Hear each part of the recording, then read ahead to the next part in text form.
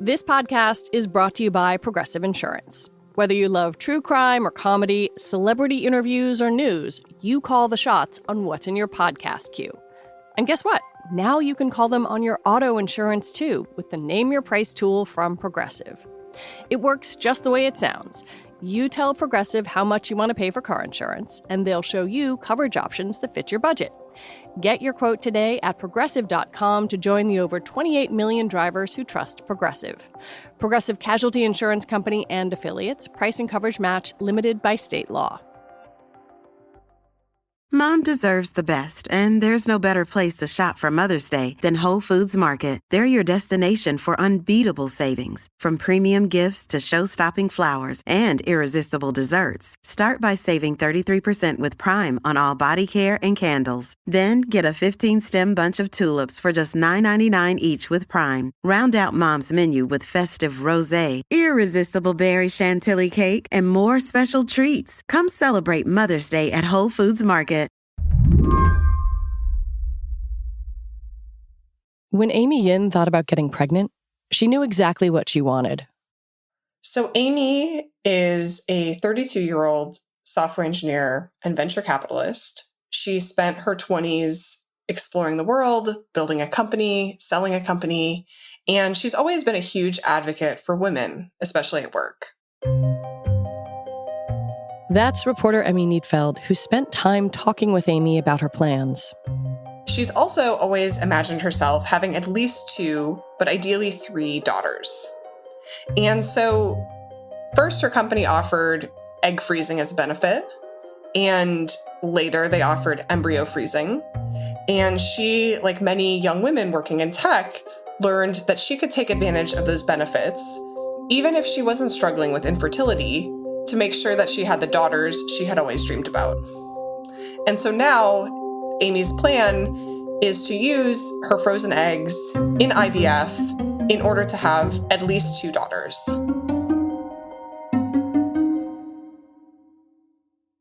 If you undergo in vitro fertilization, you can know a lot of things about the embryos you create. The IVF process works by combining eggs and sperm in a petri dish, growing them for a couple days, and then extracting one of the cells in order to do some genetic testing.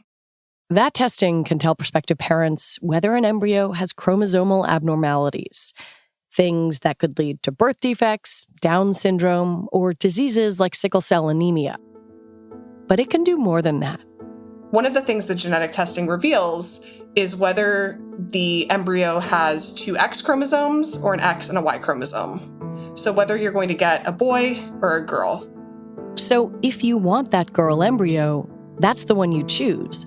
That's the one that's inserted. And this is something that, from the jump, Amy said, that's what I want. I know I want a girl. Absolutely.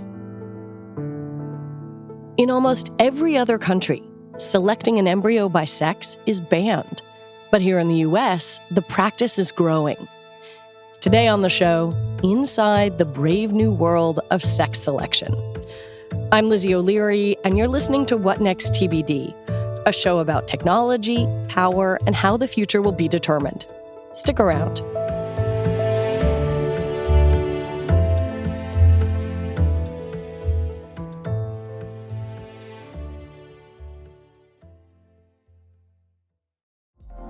Apple Card is the perfect cashback rewards credit card. You earn up to 3% daily cash on every purchase every day. That's 3% on your favorite products at Apple, 2% on all other Apple Card with Apple Pay purchases, and 1% on anything you buy with your titanium Apple Card or virtual card number. Visit apple.co/card calculator to see how much you can earn. Apple Card issued by Goldman Sachs Bank, USA, Salt Lake City branch. Subject to credit approval. Terms apply. Apple Card is the perfect cashback rewards credit card. You earn up to 3% daily cash on every purchase every day. That's 3% on your favorite products at Apple, 2% on all other Apple Card with Apple Pay purchases, and 1% on anything you buy with your titanium Apple Card or virtual card number. Visit apple.co/card calculator to see how much you can earn. Apple Card issued by Goldman Sachs Bank, USA, Salt Lake City branch. Subject to credit approval. Terms apply. In the course of her reporting, Emi spoke with more than a dozen women and their partners who wanted to choose the sex of their child via IVF. Many of them worked in tech and approached family planning with the same precision they brought to software engineering. But it's not just Silicon Valley. The ability to choose the sex of an embryo to transfer is pretty widespread at fertility clinics across the country. In 2018, one study showed that 75% of clinics allowed this. At the time, the practice was condemned by the governing body for reproductive medicine.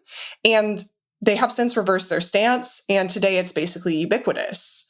One study found that 30% of couples were intentionally selecting the sex for their first child, and it was more like 70% for subsequent children.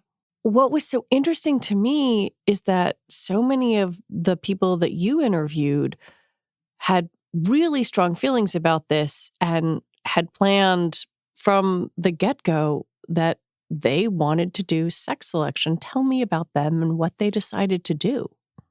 Some of the people I spoke to did have fertility issues that were causing them to turn to IVF, but a lot of them did not. They either hadn't had kids yet, or they had children, but only sons, and they really, really wanted to have a daughter. And they were willing to spend potentially tens of thousands of dollars, go through weeks of hormone shots, transvaginal ultrasounds, a really grueling procedure in order to try to make sure that they had this little girl of their dreams. They were flipping the script on the centuries-old societal preference for boys. The idea of a male child just came with too much baggage. Talking to my sources, it sounded like a lot of it came down to toxic masculinity, where there's a very well-reported crisis among young men, and it feels really risky to a lot of people to have a boy today. You think, okay, is this child going to grow up and worship Andrew Tate? Is he going to become a predator? And even more logistical things like, will my son call home? And so people describe to me, they're like, the son leaves the family. He joins his wife's family. And when I grow up, I want to have a close relationship with my child. And to many people, that feels impossible with a son. Was anyone who you spoke to like, oh no, I'm sex selecting for a boy, or do they all want girls? Well, I was talking to people who were specifically looking for daughters, and some research and a lot of anecdata suggests that that is a more common scenario. But there are a number of families who have multiple daughters who are like, I really want a son. That strategy is called family balancing, a euphemism that was coined by the creators of some of the earliest sex selection technology.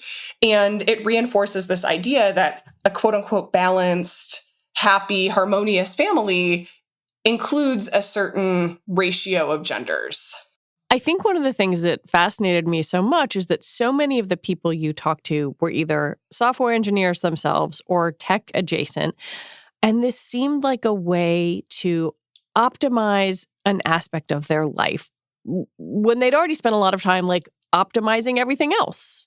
Amy's partner Guthrie summed it up really well. He said, we spend so much time optimizing everything in our lives, even how much time we spend in the grocery store, and asked, why would we not want to optimize when we have kids and what type of children that we have? And so for somebody like Amy, who's really a go-getter and who believes, whatever you want in life, you can achieve it through hard work, dedication, and sometimes a lot of money, it seems really obvious. Why would you leave having daughters to fate? For people struggling to conceive spontaneously, or for LGBTQ couples, IVF can be a godsend, but one that can be hard to access and afford. Just one cycle can run between $8,000 and $30,000. If you work for a big tech company, like a lot of Emi's sources, you might have fertility benefits through work. But many Americans stretch themselves to the breaking point, both physically and financially, to do IVF. there are definitely a lot of people who are taking out home equity loans, charging this on their credit card, saving up for years, who are really digging deep into their pockets to try to have this daughter. And a lot of the people I spoke to did have these very generous corporate benefits. And that was very interesting to me because one of the sources, Grace, she told me, she's like, I don't think I would be even considering doing this if it wasn't for the fact that my job paid for it. Let's talk about the other side of this, which is the clinics. How do different clinics feel about this? Is there a standard?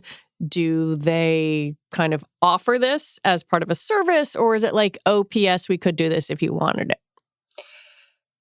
In 2024, in the US, being able to pick the sex is pretty much ubiquitous. Wow. But there is a big difference in how much clinics advertise. And so some clinics, particularly ones that are associated with university medical centers that are more academic research institutions, they are not going to like put out a flag saying, come pick your son, come pick your daughter. On the other end of the spectrum, you have clinics like the fertility institutes in California, which was probably the first American clinic to offer sex selection. And their founder told me that about 85% of their clients have no fertility issues and are there solely to pick either sex or sometimes eye color. 85%. 85%. Wow. And he estimates that out of the total US fertility market, about 5 to 10% of people undergoing IVF are doing so for sex selection. How does the for-profit model of IVF fit into this? Because there are a lot of different ways you can do IVF. People pay for it out of pocket. People pay for it with insurance. People take out big loans to do it. And I wonder where the incentive starts to creep in of like, oh, we're providing a service that people are willing to pay for. Something most people don't know is that the best estimates are that at least 30% of fertility care in the US is provided by private equity-backed companies. So increasingly, hedge funds, venture capitalists are all investing in these clinics, and they have a fiduciary duty to shareholders to maximize profits. And part of that profit maximization really is giving people what they want.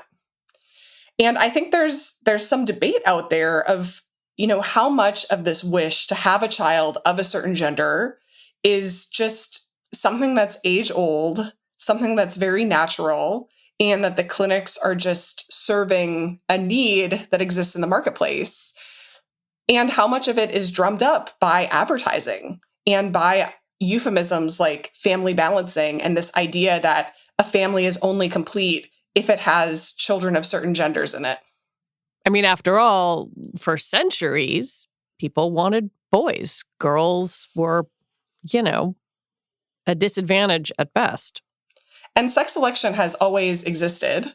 It just was mostly carried out through infanticide. Some ethicists, they say sex selection using IVF is good because it's not infanticide. That is really their argument. They're like, there are worse ways to accomplish this. And so this is a big improvement.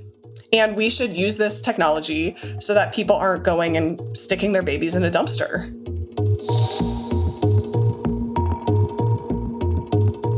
After the break, how the American system got this way.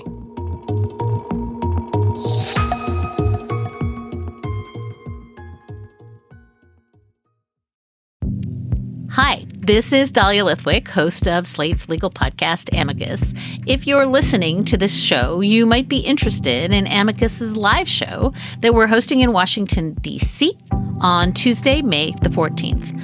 My colleague, Mark Joseph Stern, and I will be talking to some amazing guests, including Sherilyn Ifill and a sitting state Supreme Court justice, all about how originalism, a relatively recently invented way of interpreting the Constitution, has taken over the Supreme Court and radically reshaped the law. It's been doctrinal rocket fuel for the conservative legal movement and facilitated the rolling back of abortion rights, the expansion of gun rights, and the obliteration of the separation of church and state. And as another wildly consequential Supreme Court term careers to its end, the court's originalists are on a tear. But there's something you can do about it, and we hope you'll join us in D.C. on May 14th to explore the possible pathways out of the current situation. Go to slate.com/amicus live for tickets. If you're struggling to lose weight, you've probably heard about weight loss medications like Wegovy or Zepbound, and you might be wondering if they're right for you. Meet PlushCare, a leading telehealth provider with doctors who are there for you day and night to partner with you in your weight loss journey. If you qualify, they can safely prescribe you medication from the comfort of your own home. To get started, visit plushcare.com/weight-loss. That's plushcare.com/weight-loss. plushcare.com/weight-loss. Your brain needs support, and new Ollie Brainy Chews are a delightful way to take care of your cognitive health. Made with scientifically backed ingredients like Thai ginger, L-theanine, and caffeine, Brainy Chews support healthy brain function and help you find your focus, stay chill, or get energized. Be kind to your mind and get these nootropic chews at ollie.com. That's OLLY.com. These statements have not been evaluated by the Food and Drug Administration. This product is not intended to diagnose, treat, cure, or prevent any disease. Sex selection is one thing, but there are also clinics that advertise other things. Eye color, intelligence. There's a place where this starts to feel a little eugenics 2.0. Have clinics, have patients, have people started to reckon with that? Or are they optimizing and they don't care? I have spoken to a lot of parents who are very interested in doing these newer so-called polygenic tests that enable you to sequence the entire genome of your embryos and pick based on certain traits. And it's advertised mostly as health traits, like the risk of different diseases, but you have all the information. You can hire a biologist and choose based on height, based on hair color, based on whatever you want. And it does seem like the ability to select the sex kind of normalizes it for people to select based on other things. Especially if you already frame it as, making these choices is a matter of parental autonomy, then making any choice is a matter of parental autonomy. This is a very unique American phenomena, but in the US, they are unregulated. There is no body that is watching what they're doing. And for the most part, the claims that they're making are unregulated as well. Is there a way to know where this is most common? Like, is this a Silicon Valley phenomenon or is it everywhere? There is not a lot of data on this, in part because it's not tracked. There is no body that is tracking how many people are selecting for sex. There's very little data collected about IVF at all in America because it is very, very underregulated. One reason is because most other developed nations have some form of national healthcare system that covers IVF treatments. The other reason is some complicated politics. When IVF was really new, there were a lot of debates around how should it be regulated and how should the research for it be funded. This was the late 1980s, the early 1990s, and there was a lot of opposition from anti-abortion conservatives who were saying, embryos are people. This is human life. We cannot support a practice that destroys human life. And so basically the compromise became that the federal government would not regulate IVF and that they also would not fund research that involved embryos. And so what happened is, unlike other fields of medicine, where the National Institutes of Health are giving huge grants that enable these innovations, but also lead to best practices, instead, it basically is a business activity that every doctor is kind of figuring things out for themselves, and patients just have to pay for it the way you'd pay for a new car or a kitchen remodel.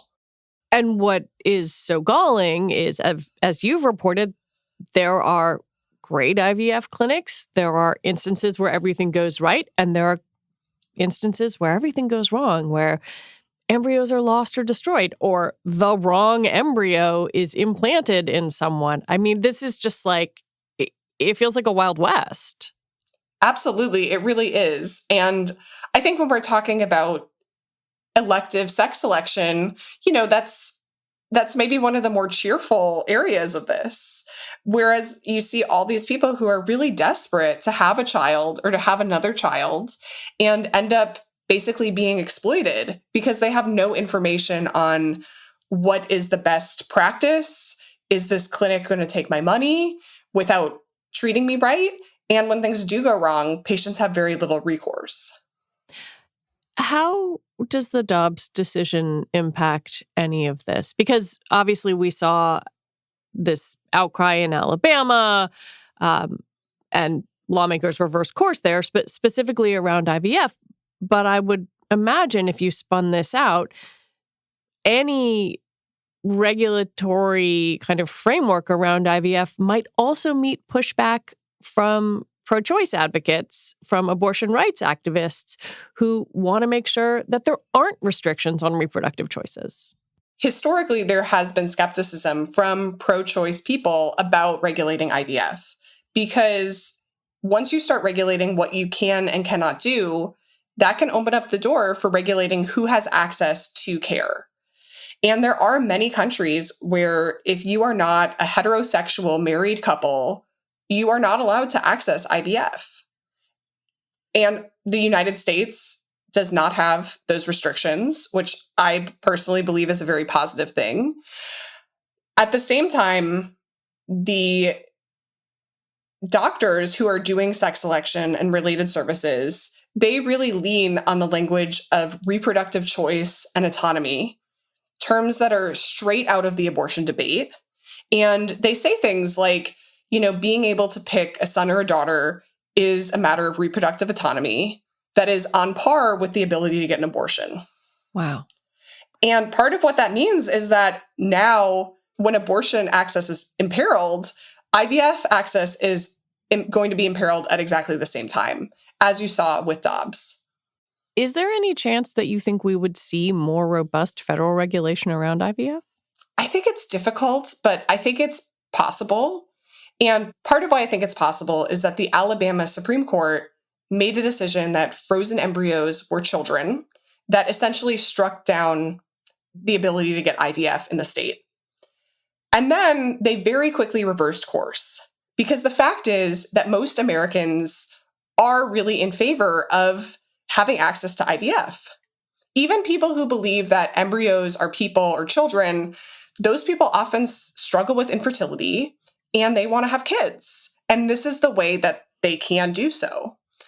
And so I think it's a little bit of a pie in the sky idea, but I do think that moment really did show how much support there is for this technology and that maybe there is a bipartisan way to not only protect IVF, but to create a better framework around it in terms of giving patients protection, how research is funded, and really having best practices that are enforced in the same way that they are for other areas of medicine. I'm going to put my cards on the table. I did IVF in 2019, and I didn't even know that sex selection was a thing. I remember being on vacation and getting a call from my doctor who said, okay, you have 4 genetically normal embryos. I was thrilled. We were really excited about that. And then he said, do you want to pick the sex? And I said, I didn't even know that was possible. Like, what? I can do that? And my husband and I took 24 hours and we thought about it. And I, at the time, wanted a daughter. And then we just decided that was like a bridge too far for us. And that doesn't reflect on anyone else's choice, but it just kind of was mine. And now I have an amazing, almost 4-year-old son. And I couldn't imagine parenthood differently. I am thinking about maybe the biggest lesson that my almost 4 years of parenthood has taught me, which is that no matter what you're expecting, your kid is your kid. Like, there is nurture, but my child has had a personality from day one that is his and that is unique to him. I wonder if the people you talk to thought about that you can optimize for a lot if you want to use that language, but you can't change a person. I think that that's a difficult message to internalize when you haven't become a parent yet.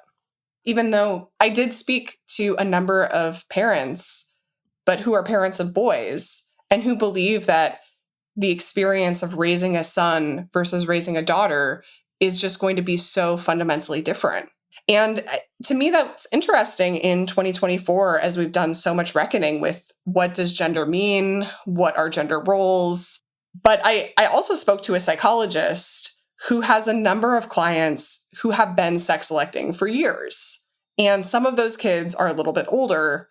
And she has really seen parents struggle with the mismatch between their expectations of who their child was going to be and who they became. And I think that's got to be difficult for every single parent because you go into it with all of these hopes and all of these dreams.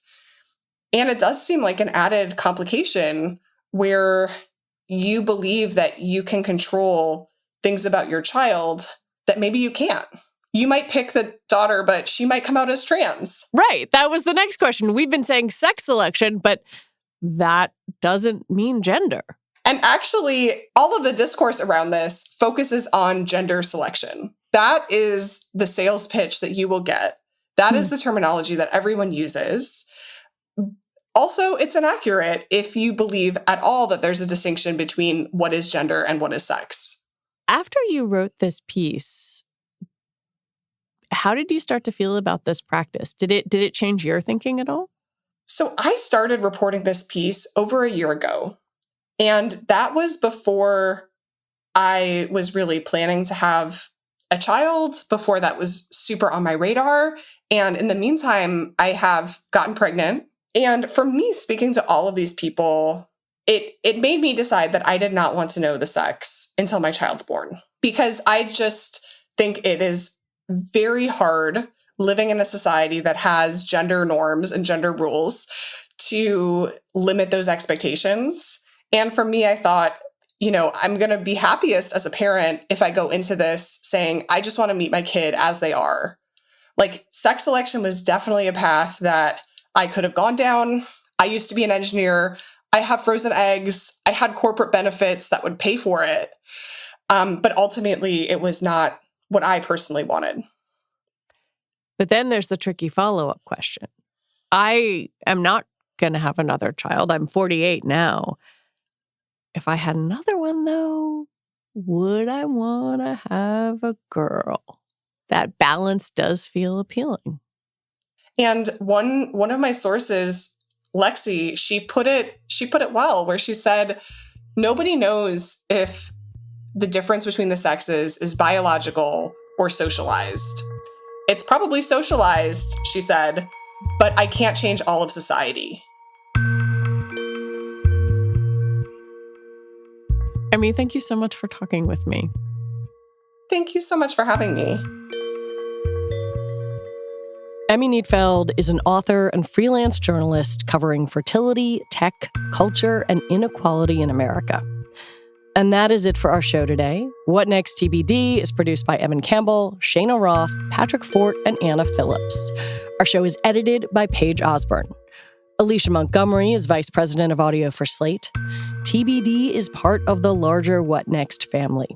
And if you're a fan of the show, I have a small request for you. Become a Slate Plus member. Just head on over to slate.com/whatnextplus to sign up. It makes a lovely Mother's Day gift. All right, we'll be back next week with more episodes. I'm Lizzie O'Leary. Thanks for listening.